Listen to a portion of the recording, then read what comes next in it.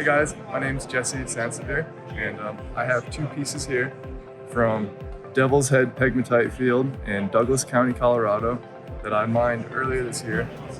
They were found in two separate pockets, pegmatite, that contained primarily quartz crystals, smoky quartz, and some had a secondary growth. And there was one fluorite in each pocket, and they seemed kind of botryoidal with not a lot of etchings, not too much shape to them.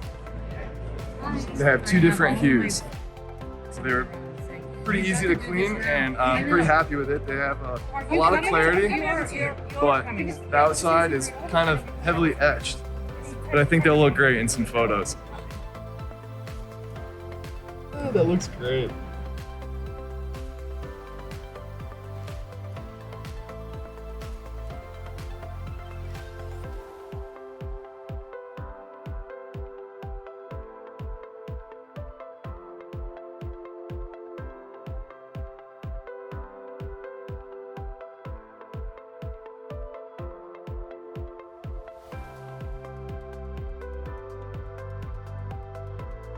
Love that. Yeah.